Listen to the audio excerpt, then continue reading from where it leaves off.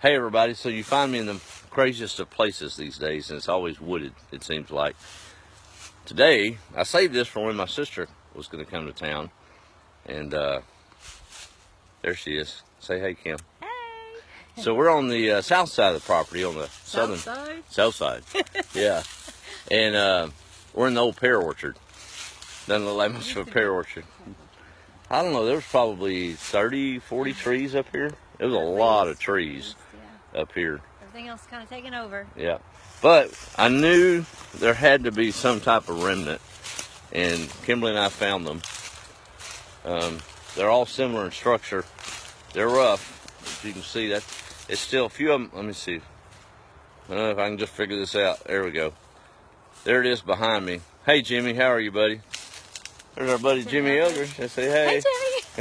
What? There you go. You know you're short if you have to jump over my shoulder. But no, there's the old pear tree. There's about, what is there, about 8 of them still out here? Yeah, that we found. I don't know if they're putting on pears or not. We're going to find out. They're in pretty rough shape, but they've still got some green leaves on them. Do you remember picking pears? Didn't Mom pick some pears late and before we lost Memo? Well, one of the funny stories I remember is Mama was telling me this story. She came up here by herself. I think it was when her and Dad moved back. And she wanted to walk out to this pear orchard and get when it was still an orchard. Still an orchard. She told Memaw to stay in the house because that ain't gonna happen. Memaw was moving real slow, and I guess Mom was gone too long, so Memaw came to look for her. Well, about that time, Mom was coming out of the orchard, and she saw Memaw coming out the yard. She was yelling at her to go back because there were horses out here. And I remember Mom was so aggravated because the horse started coming over to get the pears. Right. And she didn't want Memaw to get hurt and fall down, but...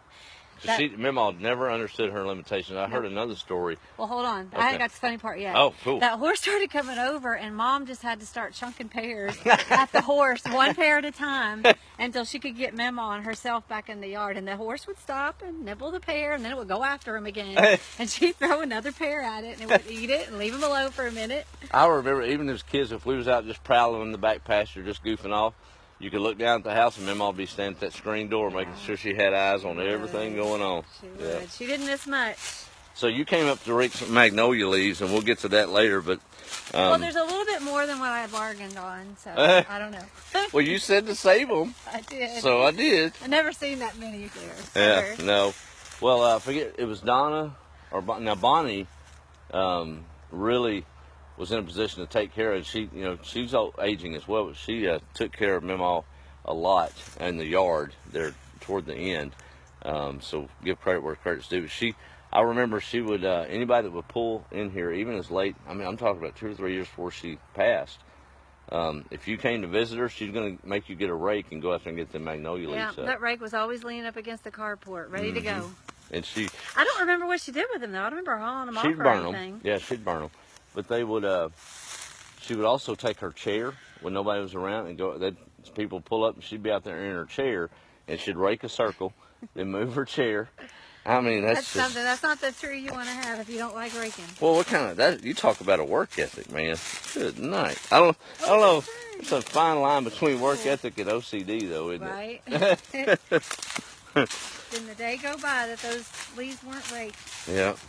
God, there's a lot of pears come off. I guarantee there's still some pear preserves in that cannon shed.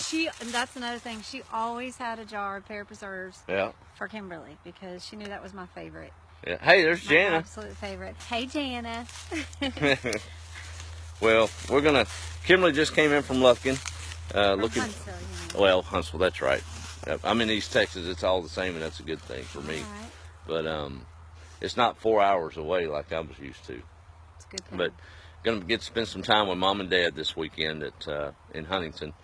I know you're headed that way, but she still hasn't seen all the place, so I'm going to let y'all go for now, and we may come back on in a minute and see if she really has any raking power.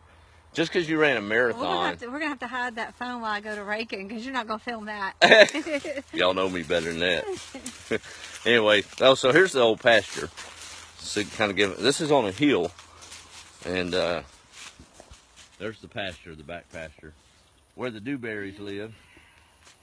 So anyway, Looks a little different than it used to, for sure. Kimberly made the same observation I did. It looks a lot smaller as we age, doesn't it? I walked into that main room, and it used to just be huge in my eyes. Because I didn't think it ever had an end to the back of it Right. as a kid. I know You it. know? Yeah. Yeah. All right. Well, y'all have a good day. Glad to be back. We came back from Lafayette this morning. Had some business to tend to down there, and I really haven't loved Louisiana, but I hadn't lost anything there long enough to have to go back a lot. So glad to be back on the place here in Nacogdoches, and I had a good time with my Uncle Don down that way. Beautiful home and some pretty cool stories. But anyway, I'll let y'all go, and we'll, I guess, holler at y'all in a little while. Lovey?